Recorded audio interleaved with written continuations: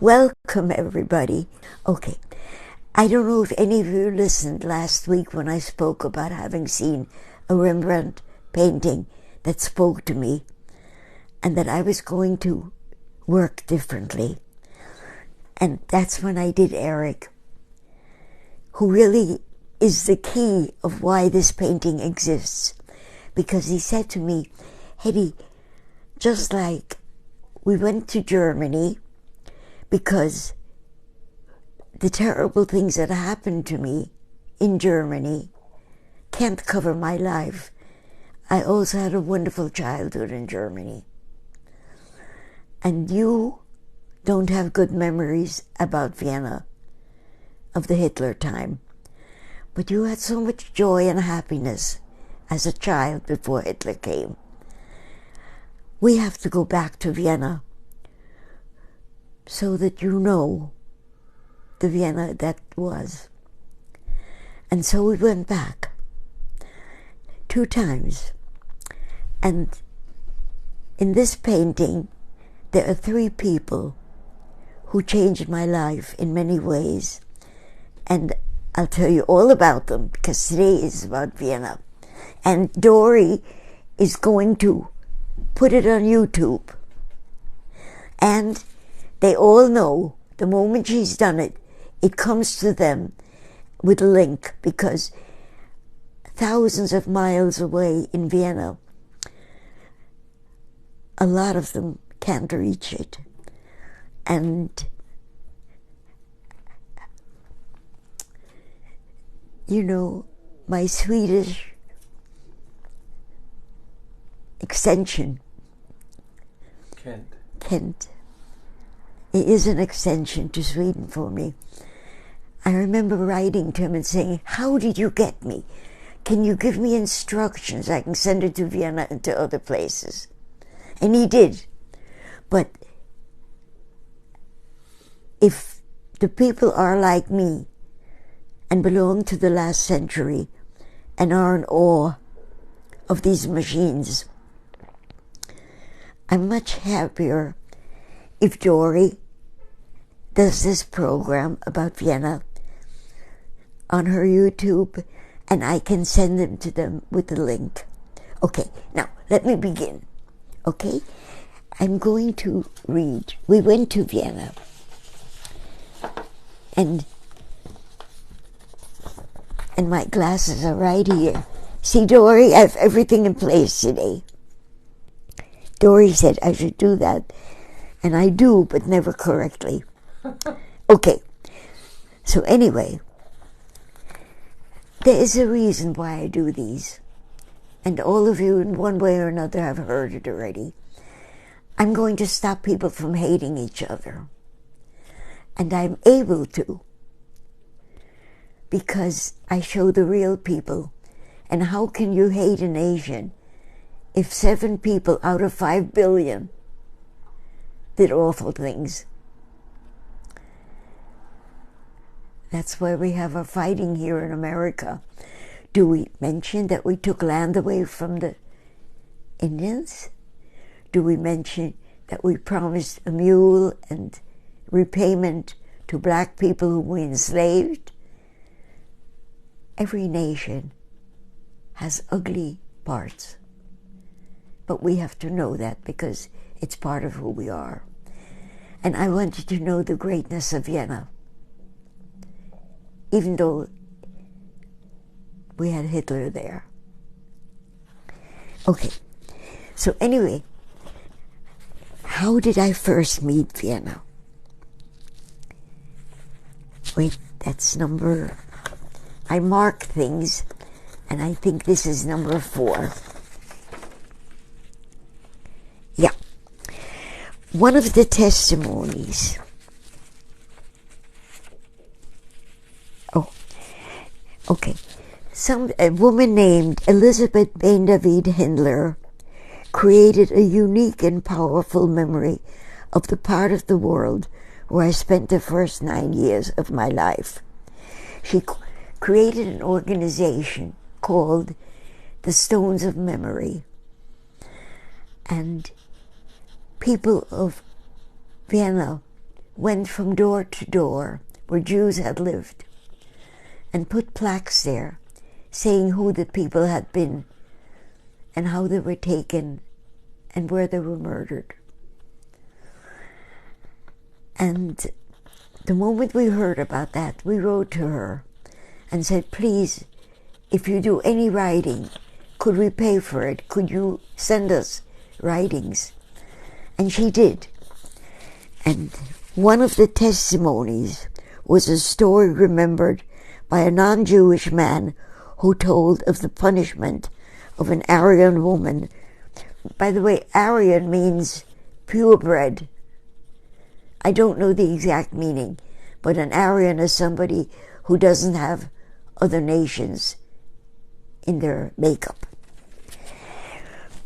An Aryan woman who had bought from a Jewish store, thereby breaking a powerful law.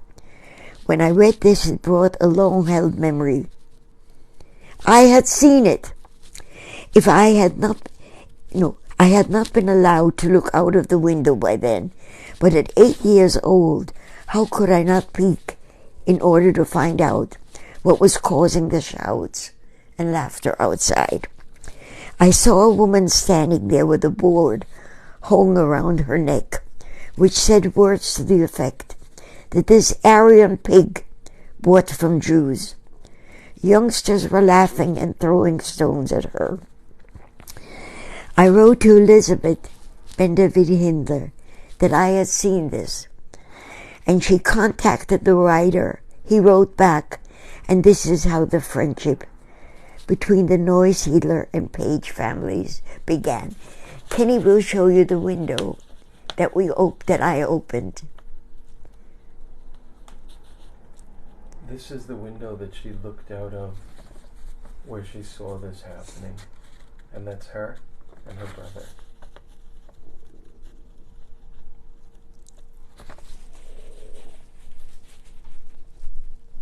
And here's another picture of her and her brother while we're at it in Vienna.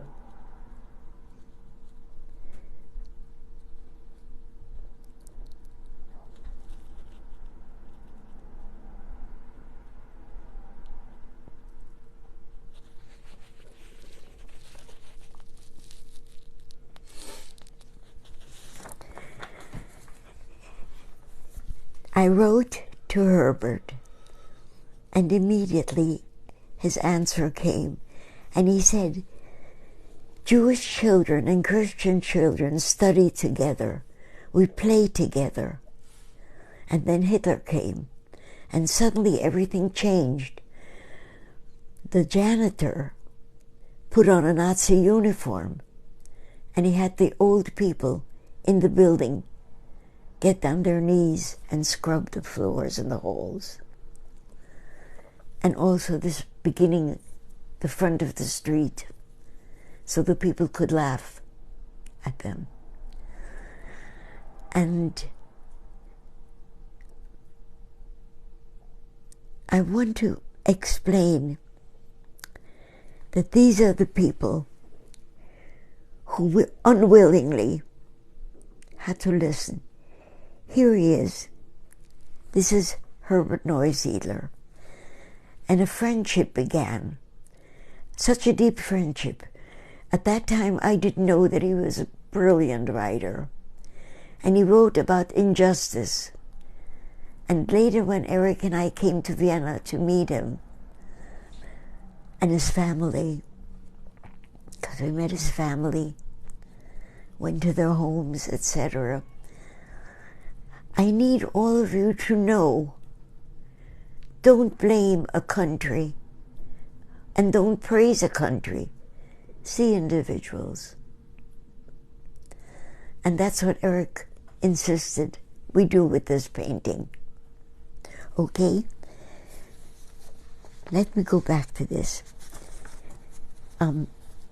My father, when we fled to Panama, what happened was my father began to write. And what he did was, he said that he gave me a book, and the book said, everything about his life, because at that time we did that in Panama, and all of us had realized, my father, my mother, my brother, and Richie, my brother, and me. We had realized that life is not permanent. Something can happen, and everything goes. Which is why when I said to Eric that or rather Joni said to him, Mom wants to sit on a street corner and paint, but she doesn't want to do it because she says it's not nice. And Joni said that to Eric, and Eric said, do anything you want to, as long as you don't hurt anybody. And if you don't do the things you need to do, the time may come where you will not have a chance to. And you know me only because I painted New York City. That's how I became known. But that was later. Okay, let me just go back to Herbert.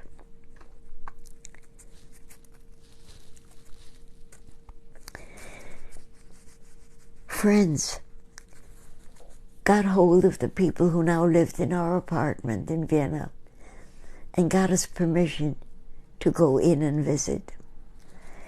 So we went with Herbert. The name of the street was Patzmanittengasse. Ulrich and Christine are the people who now live there. And they invited us in. We arrived at Patzmanittengasse at 21 in the morning, and Ulrich and Christine waved from the window to us. Herbert and his two friends, Manfred and Peter, set up their cameras, and we went to wait around the corner until Herbert waved us on. We walked to the front door. By the way, we have pictures of all of that, but not tonight. That's too much to say. I can always do another one of Vienna next year, because I'm going to live very long. I decided that this painting will take so long to finish, and I've got to be here. Okay, because I have to finish this, and that'll take at least a year more. Where Ulrich awaited us and invited us into the home. It was emotional for all of us. I went from room to room and talked about what I remembered, both about the frightening things and also about the people who helped us. Then we sat down, and it was a very special question and answer time, where I forgot the fact that the cameras were all around me. All that I felt was the fact that these two young people belonged here in this sunny apartment, and that the world of fear which I remembered in this home had been supplanted by people who were citizens of a better world. There had been so many changes. Walls had been broken, windows changed, doors were more modern. The old apartment had no resemblance to the shape and size of this one, because it had been made into 2 apartments years ago. But it felt so right, because what I remembered had been fear, and now that did not belong into these rooms anymore. I believe that my happiness was felt for everyone there. I believe they felt the same way. And Herbert had prepared another surprise. He had ordered horses and a carriage, which is called a fiacre. And after the filming we went down to meet them. And you know what Herbert did? There's a song that the fiacre drivers sing. And he stood there in the middle of the street next to the fiacre. And he sang the song. And this is Herbert. Look at him again, because look what he did next.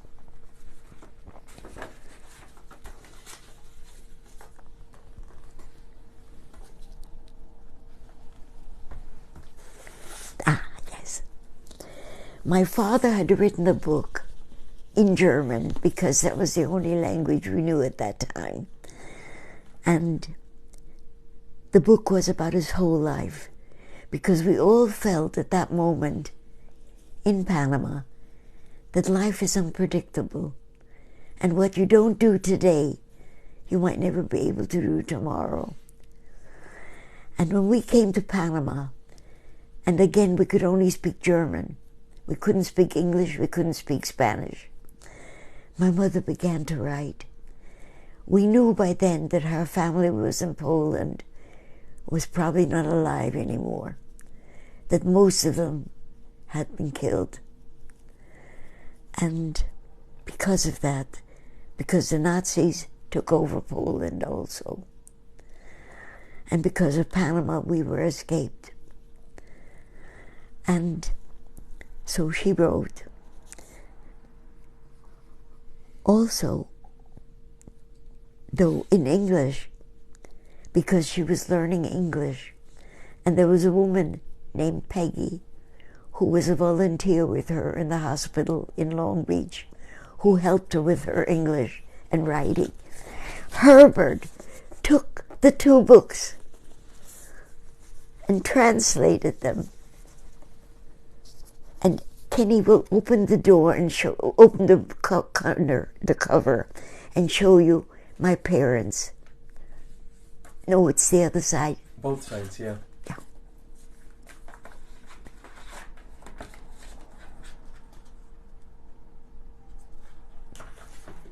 By the way, I have all the other books that Herbert wrote, which he's a wonderful writer. And he speaks of justice. And as I said, Eric and I, when we went there, met some of the people whom he wrote about.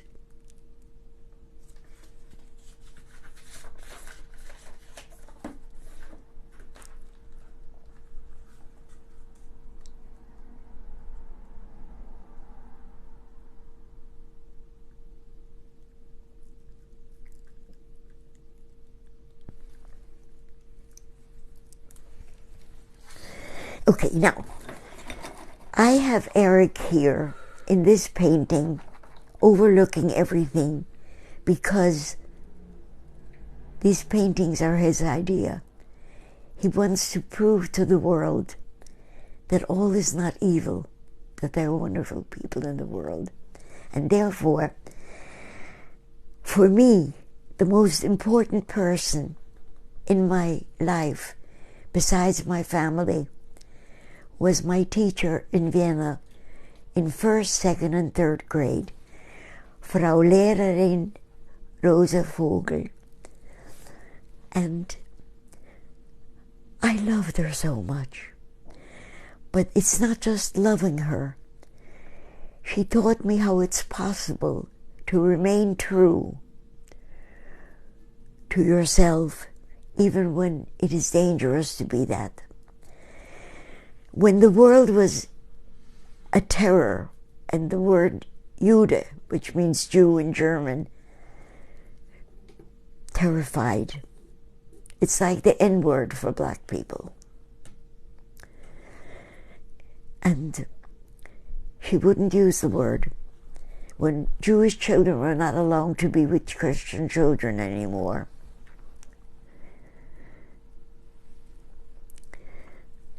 We had to go to a different school. And she didn't call us Jewish children. She said, and I will never forget that morning, she said, I would like the Israelite children to come to the front of the room. And in that room, I never felt fear, because she was there. And nobody ever made any comments against us. Whereas in my brother's school, he told of things that had happened which were cruel. And what she did, somebody in the class said, where are they going? And she said, you don't have to worry. They're going to a different school, a very good school. And we walked out because over there the school was either all girls or all boys. And so it was just a few little girls who were also Jewish. And I walked to the front of the room. I do not remember the walk to the other school. I never went to school after that because the streets had become deadly. But in my mind, she taught, when she had to teach us about Hitler, she just said, I'll never forget this, Vienna, Austria, is like a little prized jewel. And the world wants to hurt us. So the Hitler armies will protect us. And that was it. She knew what to say to protect us. That was the only thing that mattered to her. And I learned, now when my country has such political angers, I learned to keep my mouth shut. That people whom I need to help, I will help. But I won't condemn anybody else because they may have power. That's ingrained in my mind. And that's why I draw the homeless. Because I know how they feel. Which reminds me, and I need to put this in, even though I need to talk about Vienna, okay? And I'll make it very quick. We have children among us now who have no country. The borders are closed all over the place. You have to sneak in to live. Begin to understand when a child has no country to protect it. Be kind and help. And now I want to talk about two other people here in my wonderful Vienna. This is Beate. When she stands like this, Beate stands like this. This is a woman who runs a little newspaper, a town newspaper. And she wrote the letter that I wrote to the teachers asking about Frau Leherin Vogel. And she contacted people. And through her I found out that my wonderful teacher, Frau Leherin Vogel, that she died peacefully in a home for Catholic women. She survived the war. And I want to tell you about this wonderful woman. When Eric and I went the second time to Vienna, we went to a coffee house. By the way, Vienna and coffee houses are like Long Beach and the beach. I mean, they're made together. And she talked and told us stories. And she and I have a wonderful correspondence going. And I love her so much. We talk about our children, grandchildren. We talk about the world. Somehow through Facebook,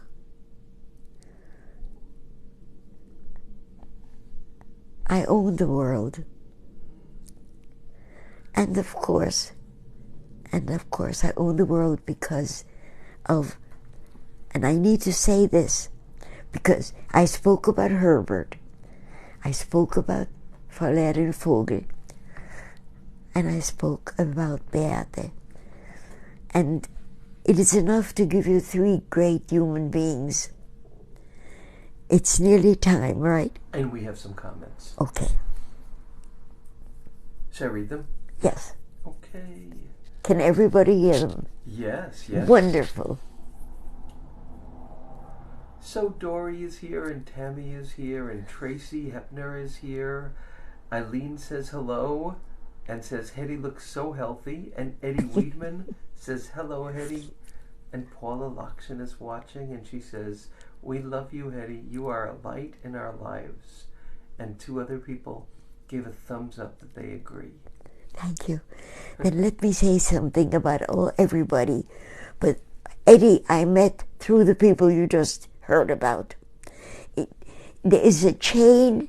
When Kenny, my son, decided he would go to New Paltz for college, that tied all these people in my life to me.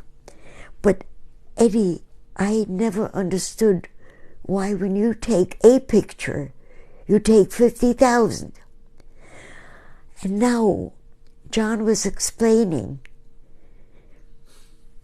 because he's a camera person also, and through you, Eddie, I learned that there is a miracle in the world, and it lies within this machine, a camera, where a living thing is taken and put on a piece of paper that I can get from Walgreens.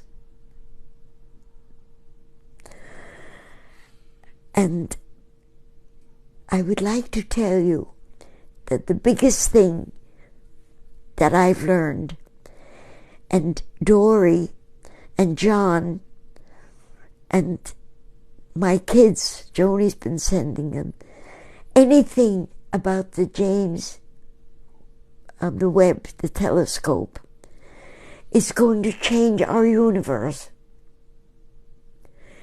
And anything that you can send me that fascinates you, as they send me, let me know, because suddenly we're given a look through a camera into a world that perished billions of years ago. What comes next? And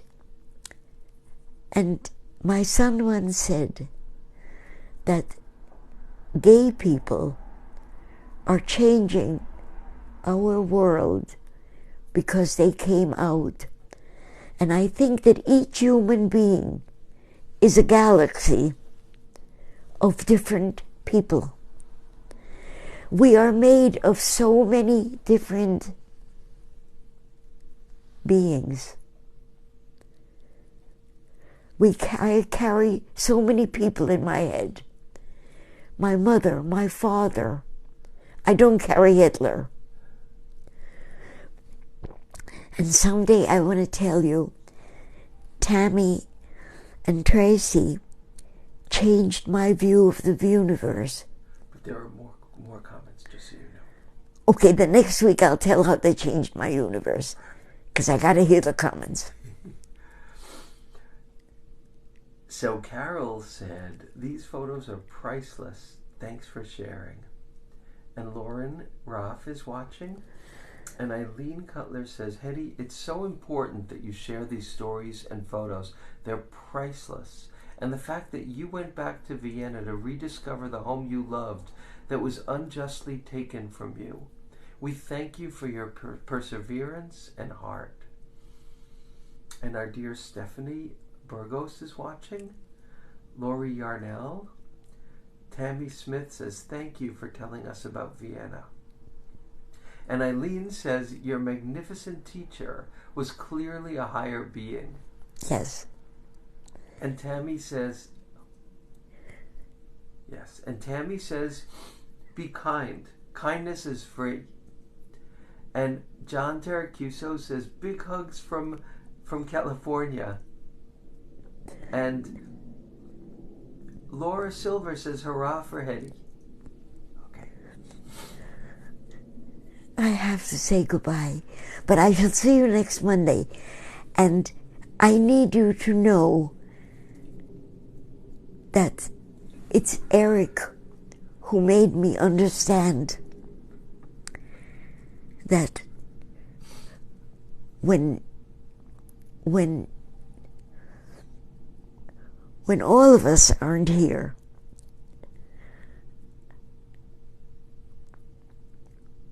don't let the newspaper stories be the only memory of what our generations are. Because the Frau Leherin Vogels, the Beate, the Herbert, and my world here, all of you are the real world. Thank you.